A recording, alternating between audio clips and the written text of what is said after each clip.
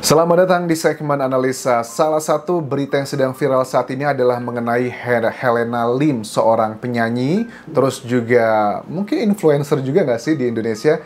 Lebih jatuhnya kayak sosialitas ya, karena kan memang Helena Lim ini cukup sering tampil di acara-acara selebriti Indonesia. Bahkan wawancara terakhir itu juga dengan Bunda Ashanty, terus juga dengan Boy William yang menunjukkan kemegahan rumahnya yang dikategorikan dia sebagai Crazy Rich Pig di Jakarta. Jadi rumahnya itu nilainya aja udah ratusan miliar sih menurut aku. Puluhan miliar lah, at least sudah jelang 100 dengan berbagai macam fasilitas mewah yang ada di rumah tersebut.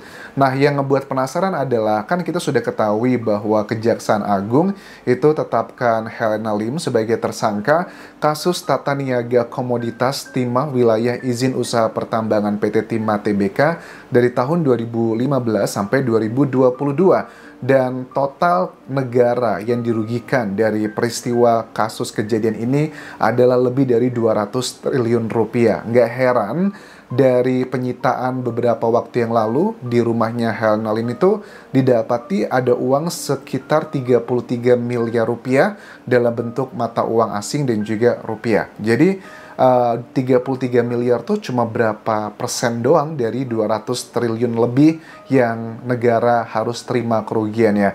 Kita bahas awal mula karirnya dia seperti apa, terus kronologi kasusnya seperti apa. Yaudah, kita bahas dulu adalah kronologi kasusnya terlebih dulu teman-teman. Ini kasusnya sebenarnya seperti apa, dan ada juga keterangan di wawancaranya Helena Lim dengan Bunda Ashanty yang mengatakan bahwa dia tuh berasal dari keluarga yang sangat pas-pasan dan bekerja di sebuah bank di Medan dulu dengan gaji yang sangat minim.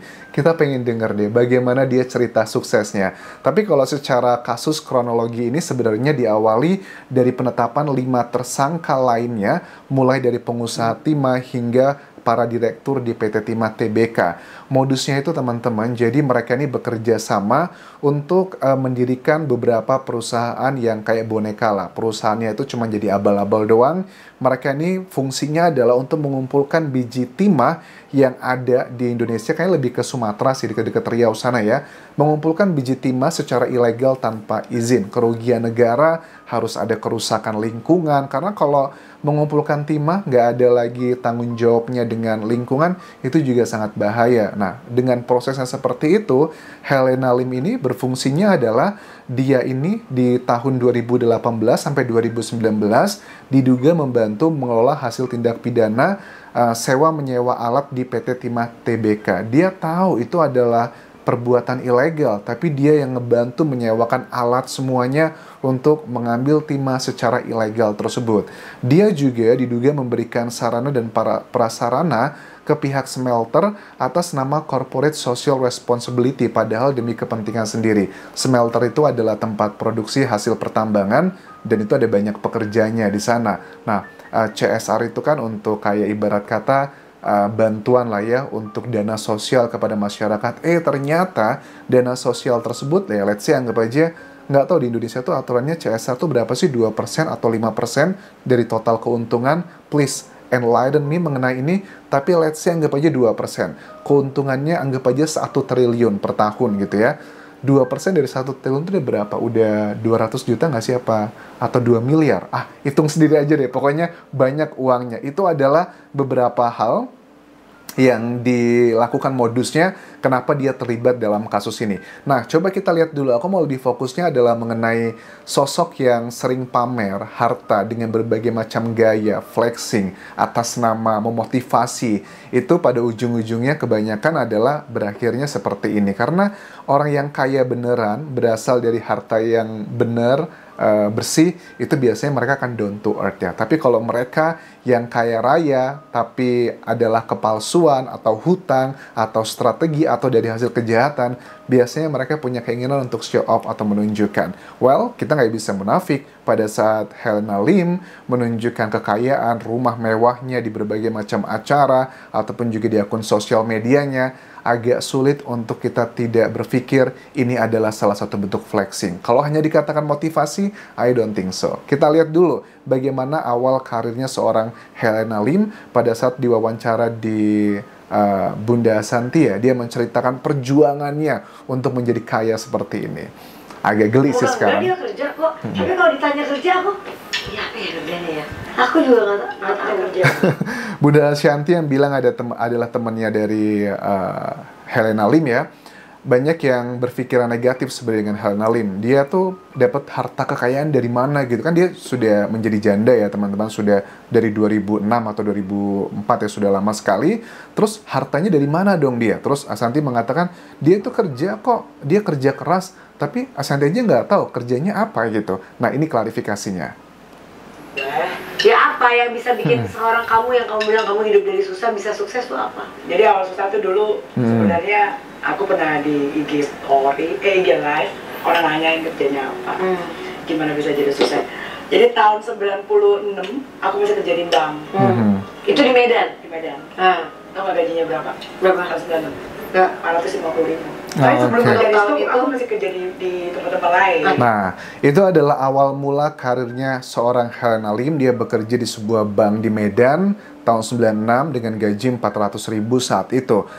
Kemudian di menjelang mau terjadinya krisis moneter di Indonesia, dia mengatakan ada salah satu nasabah yang deposito di tempat dia bekerja itu sekitar berapa ya? 100.000 US dollar. Zaman dulu US dollar masih 2.500. Kemudian dia jadi broker lah di sana. Dia menjual ke orang lain dengan selisih harga dan dia mendapatkan komisi sekitar 50 poin dari 100.000 US dollar tersebut. Itulah awal mulanya. Kemudian dari berbagai macam pengalaman dia dulu yang gaji dia cuma 400.000 rupiah per bulan, karena dia sekarang menjadi broker, dia punya usaha sampingan juga, katanya per bulan dia bisa, nggak per bulan tapi per hari dia bisa dapat belasan juta di zaman itu dari yang gaji cuma 400.000.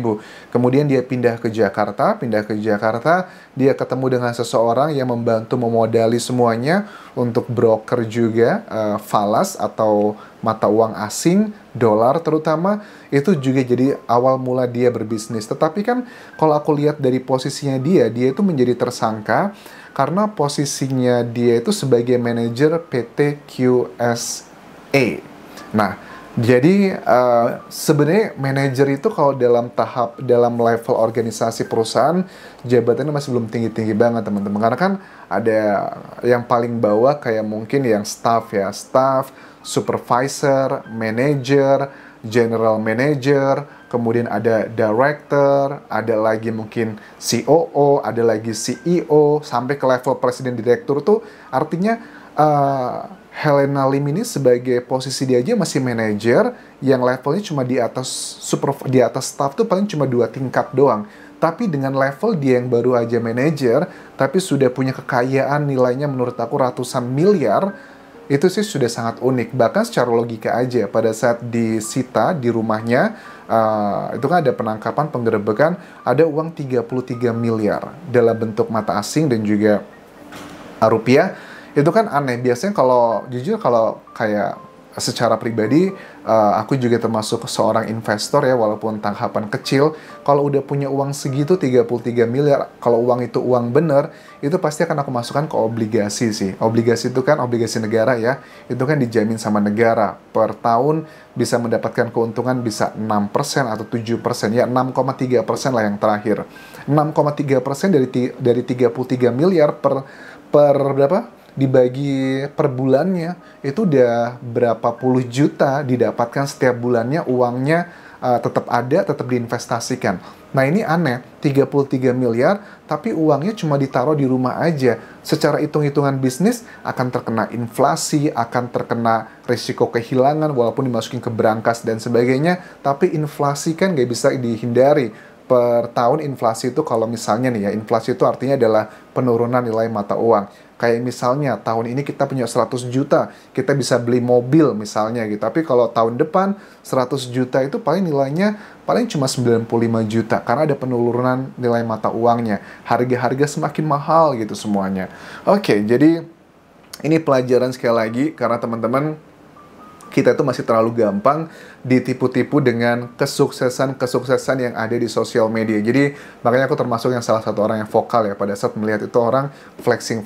Zaman dulu kan sudah banyak tuh kasus-kasus flexing, dari kasusnya Binomo ya, yang pamer barang-barang mewahnya, kendaraan mewahnya. Ternyata Binomo itu adalah salah satu aplikasi yang dikategorikan judi dan melakukan banyak penipuan. Ini pun juga sama, Crazy Rich Pig itu pun juga ternyata terlibat kasus korupsi yang merugikan negara lebih dari 200 triliun rupiah. Dan dia nggak sendirian lah, pasti ada banyak jajarannya. Kita lihat nanti perkembangannya seperti apa. Hati-hati juga buat para pengusaha yang aku tahu nih, banyak pengusaha yang skincare, oknum-oknum yang abal-abal, yang suka pamer-pamer rumah mewah ratusan juta rupiah. Tunggu aja, karena hitung-hitungan dalam dunia finance itu nggak bisa dibohongin teman-teman. Kalau kamu punya harta, let's say totalnya 100 miliar gitu ya, usaha utama kamu adalah jualan skincare. Kalian hitung saja produk skincare-nya per tahun dijual berapa banyak, kemudian dari satu produk itu keuntungannya berapa rupiah. Butuh berapa ratus juta unit yang harus dijual untuk mendapatkan keuntungan dari total harta yang dimiliki, let's say anggap aja 100 miliar tersebut. Jadi hati-hati ya buat teman-teman yang hobi flexing, karena zaman sekarang itu flexing bisa membawa bencana. Ini bukan 1-2 peristiwa yang terjadi di Indonesia, tapi sudah banyak yang terjadi seperti ini. Terima kasih sudah menonton, sampai jumpa lagi di video berikutnya. Bye.